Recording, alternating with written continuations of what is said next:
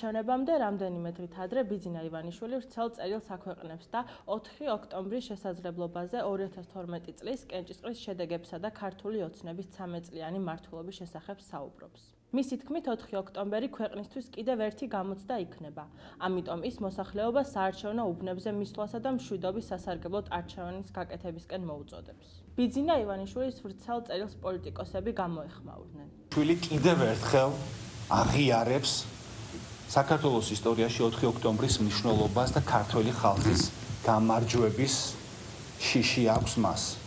ეს შიში მან დაადასტურა, როდესაც მისი ბრძანებით დინარაძემ ლევან ხაბეიშვილი დააპატიმრა სწორედ 4 ოქტომბრის შიშით და კიდევ ერთხელ დადასტურდა ეს დღევანდელ მის განცხადებაში, რომ 4 ოქტომბერი არის მნიშვნელოვანი თარიღი, 4 ოქტომბერი ქართულმა საზოგადოებამ უნდა აჩვენოს გადააქციოს ქართველი ხალხის გამარჯვების, ივანიშვილის გამარჯვების კი არა, ქართველი ხალხის გამარჯვების დღედ. ამიტომ 100,000-ობით ადამიანი უნდა გამოვიდეთ და დავასრულოთ აი 13 წლიანი სრულ რუსული მმართველობა, რომელიც მან შექმნა ამ ქვეყანაში. ეს წერილი, რაც გამოქვეყნა ბიძინა ივანიშვილმა, ეს არ არის ქართველი ხალხისთვის, ეს არის იმ გუნდის წევრებისთვის, რომელიც თითო-თითო ტყავს შემორჩენილი მის გუნდში, იმიტომ რომ 2012 წლის იდეიდან არც ადამიანი აღარ დარჩა ქართულ ოცნებაში და არც იდეა აღარ დარჩა. ქართული ოცნებისგან დარჩა მხოლოდ სახელი, ფული და ძალაუფლება, რაც მას დღეს ძალიან ძლავრად აქვს. ადამიანები, ვინც რეალურად იბრძოდნენ ძალადობის წინააღმდეგ 12 წლის წინ, ის ადამიანები დღესაც იბრძვიან. მაშინ, როდესაც ქართველმა ხალხმა ჩამოაცილა ხელისუფლებას ნაცმოძრაობის მარიონეტული რეჟიმი, მაშინ როგორ გადაეფარა მას მისი გარე მფარველები სააკაშვილის რეჟიმს, რომ არ აღსრულებულიყო მართლმსაჯულება. ჩვენ დღეს ვხედავთ, როგორი ზეწოლა არის და თქვენ წარმოდგენების წარმოდგენა ადვილია, თუ რამხელა ზეწოლა იყო თავის დროზე, რომ მართლმსაჯულება არ აღსრულებულიყო. და მიზანი მხოლოდ ერთი არის, რომ შეენარჩუნებინათ ნაკვერჩხალივით ეს სიძულვილის პარტია უკრაინა-რუსეთის ომის დროს, როდესაც შევხედეთ, რომ არავის ევროკავშირში, არავის ბრიუსელში ჩვენი ინტერესები არ ადარდებდა. ყველამ გაგვწირა მაშინ ჩვენ რუსეთთან ესკალაციისთვის, გაგვწირა ყველა, მათ შორის გაგვწირა მათი NGO-ების და ნაცმოძრაობის ხელით. საქართველოს მაგალითზე ხედავთ, როგორ უხეშად არღვევენ საერთაშორისო წესებს, ვენის კონვენციას, საერთაშორისო ხელშეკრულებებს ევროკავშირის წევრი ქვეყნები საქართველოს მიმართ. ამიტომ ეს არის მთავარი გაკვეთილი, რაც ქართულმა ხალხმა მიიღო ამ 13 წლის განმავლობაში, რომ როდესაც თუ კი გინდა იყო დამოუკიდებელი და სუვერენული, ამისთვის უნდა იყო მზად, რომ გაუძლო იმ ზეწოლებს, რომელიც მოდის. დამოუკიდებლობა და თავისუფლება არც საბჭოთა კავშირის უჩუქებია ჩვენთვის, მოვიპოვეთ და არც სხვა მიმართულებიდან არავინ გვაჩუქებს ამას. ყველას ენდომება ყოველთვის და ამას ვხედავ ჩვენ დღესაც, რომ არის სურვილი, რომ მოგძიძგნონ ჩვენი სუვერენიტეტის ნაწილი და ჩვენი მთავარი ამოცანა არის, რომ არ დავთმოთ ჩვენი სუვერენიტეტი და დამოუკიდებლობა. საამაყო არის ის, რომ ქვეყანაში გვაქვს მშვიდობა, მიუხედავად იმისა, რომ ქვეყანას ებრძვის კერი, რომელიც ანგარიშგასაწევია გლობალური ომის პარტიამ მხედველობაში, ამას ებრძვის არა მხოლოდ ჩვენი ხელისუფლება, ამერიკის შეერთებული შტატების პრეზიდენტიც და რა თქმა უნდა ეს ერთ-ერთი მნიშვნელოვანი გამოწვევა. ნახეთ, რა პროცესები გამოიარა ქვეყანამ. თუნდაც 2012 წლიდან მოყოლებული დღემდე მოვედით, რა პროცესები გავიარეთ. დანის პირზე მოგვიწია სიარული, როგორც იტყვიან, უამრავი გამოწვევა, უამრავი პრობლემა, თუმცა მიუხედავად ამ ყველაფრისა, ჩვენი მტკიცე და პრაგმატული პოლიტიკით ქვეყანაში შევინარჩუნეთ მშვიდობა. 3 დღე რჩება თვითმმართველობის არჩევნებამდე. ხელისუფლების ოპონენტების ნაწილი ისევ მშვიდობიანი დამხვევის გეგმაზე საუბრობს. მოძრაობა ჯგუფება დედაქალაქის მასშტაბით უნდა დაიწყოს და გამოიყენონ შურდული და ვაზელინი ვიდეო სამეთვალყურეო კამერების მუშაობის შესაფერხებლად. არჩევნებში ვიღებთ მონაწილეობას, ასევე მოუწოდებთ საქართველოს მოქალაქეებს, ვისაც სურს რეალური ცვლილება ამ ქვეყანაში მივიდეს არჩევნებზე და ხმა მისცეს ქართული ოცნების წინააღმდეგ, ვისთვისაც ამ ქვეყანაში დემოკრატია არის მნიშვნელოვანი, მშვიდობა არის მართლაც მნიშვნელოვანი და ფიქრობს, რომ სხვა თუ გავიდა დემოკრატიული და კონსტიტუციური ჩარჩოებიდან, ჩვენ ნამდვილად არ უნდა გავიდეთ.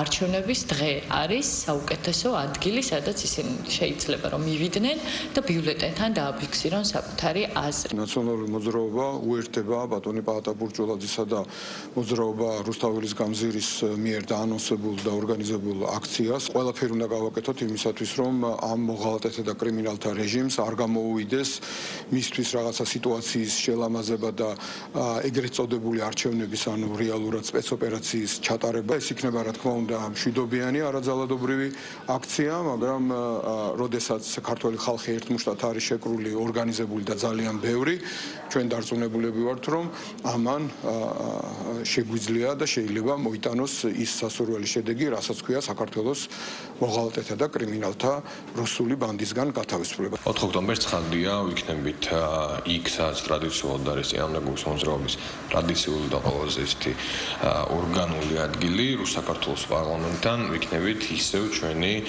სუვერენიტეტის თავისუფლების დამოუკიდებლობისა და ევროპული მომავლის დასაცავად. 4 ოქტომბერს საღამოს დავიწყებ დათვლას, რამდენი ახალი საკრებულოს წევრი ყავს რომელ რეგიონში და იმის შემდეგ რაც საბოლოო შედეგი გეცოდინება, მივუდგები იმის დაგეგმას თუ როგორ დავაორგანიზოთ ჩვენი საკრებულოს წევრების ეფექტიანი მუშაობა.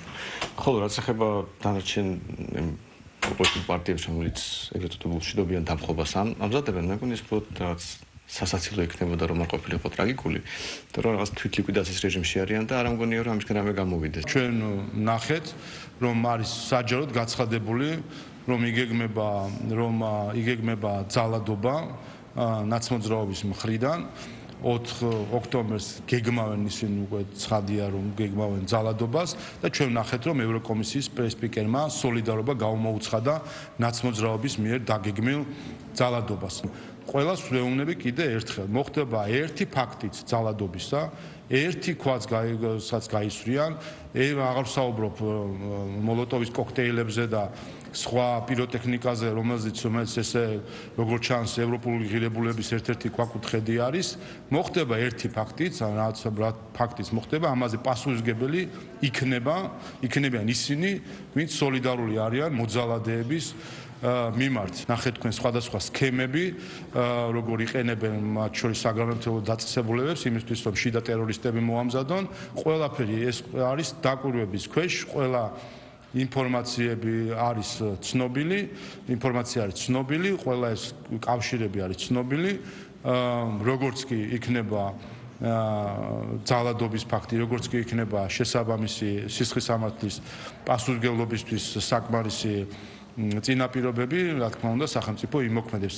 კიდევ ერთხელ არავის და მათ შორის არც ბრიუსელის რომელიმე ბიუროკრატს ჩვენ საქართველოს 90-იან წლებში არ დავაბრუნებინეთ. სხვადასხვა ოპოზიციური პოლიტიკური პარტიები 4 ოქტომბრის აქციაზე და ხელისუფლების ცვლილებაზე საუბრობენ. ისინი ქუთაისში პარლამენტის ყოფილ შენობასთან შეიკრიბნენ და მოსახლეობას მიმართეს. მათი განცხადებით 4 ოქტომბერს მიდიან არჩევნებზე და ეს არჩევნები იქნება რუსთაველზე, სადაც გადაწყდება საქართველოს ბედი. ყველა მიმართულებით გაზრდას ვერ შეძლებდა, ვერ მოვახერხებდით ამას, რომ არა ესეთი მწყობრი ეკონომიკური პოლიტიკა. პენსიებზე იქნება მატება. საინტერესოა ძალიან ეს მცირე და საშუალო ბიზნესის ხელშეწყობის მრავალმილიონიანი პროექტი. საკმაოდ საინტერესო პროექტები ქონდა და ახორციელებენ დღესაც. სოციალური პროექტები არის მისასალმებელი და რასაკვირველია ჩვენი სტრატეგიული მიმართულება ეს არის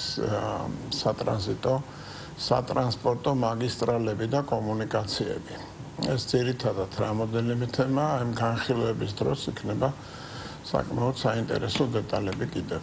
საქართველოს ეროვნული ბანკის პრეზიდენტი SWIFT-ის რეგიონულ დირექტორსა და მის წარმომადგენელს შეხვდა. ეს არის საკმაოდ ცნობილი კონფერენცია, რომელიც ყოველ წელს იმართება და ათასობით მონაწილეს უყრის თავს, ორგანიზებული საგადახდო სისტემა SWIFT-ის მიერ. SWIFT-ი არის ჩვენი მრავალი წლის პარტნიორი საქართველოს ეროვნული ბანკის. წელს ჩვენ არ მხოლოდ ვიღებთ მონაწილეობას ამ კონფერენციაში და მე პირადად მოხსენებით გამოვდივარ, არამედ შედგა ჩვენი ძალიან მნიშვნელოვანი შეხვედრები კონფერენციის სხვადასხვა მონაწილე საგადახდო სისტემებთან, პირველ რიგში რა თქმა უნდა SWIFT-თან სამუშაო შეხვედრები გაიმართა, ასევე ჩინურ საგადახდო სისტემასთან, SAIPS-თან, მისთანაც ჩვენ თანამშრომლობთ, ასევე სამუშაო შეხვედრები გავმართეთ და ასევე სხვა საინტერესო და მნიშვნელოვან პლატფორმებთან. თბილისის მერია ანძის განვითარების პროექტს იწყებს. ანძის ქვედა ნაწილში ვიზიტორთა ცენტრი მოეწყობა, ხოლო 70 მეტრ სიმაღლეზე პანორამული რესტორანი გაკეთდება. იქნება ერთ-ერთი მნიშვნელოვანი მიზიდულობის კერა, პროექტი, რომელიც განხორციელდება, აქ საუბარი არის 70 მეტრ სიმაღლეზე გაკეთდება გადმოსახედი, გაკეთდება რესტორანი. ძალიან მაგარი პროექტია, ჩვენ დიდი ხანი ამაზე ვმუშაობთ, მქონდა არაერთი შეხვედრა, კომუნიკაცია ისტორიულ საბჭოსთან, თუ როგორი პროექტი უნდა განხორციელებული იყო, ყველა დეტალი გათვალისწინებული, უსაფრთხოება გათვალისწინებული. დაახლოებით 2 წელი დაჭირდება პროექტის განხორციელებას, საუბარია რესტორანზე და გადმოსახედზე, რომელიც 70 მეტრ სიმაღლეზე იქნება, 450 კვადრატული მეტრის ფართობის რესტორნის პროექტი განხორციელდება. ჩვენ შევქმნით განსხვავებულ და უნიკალურ სივრცეს. ეს იქნება შერწყმული ერთმანეთთან ისტორია, ინოვაცია და არქიტექტურა და აქ მოსულ სტუმრებს, როგორც საქართველოს მოქალაქეებს, აგრეთვე უცხოელებს დახვდებათ თანამედროვე ვიზიტორთა ცენტრი. შეიძლება დატკბნენ ჩვენი ქალაქის ულამაზესი ხედებით და ჩვენ შევქმნით ექსკლუზიურ რესტორანს, სადაც შეიძლება დროის გატარება.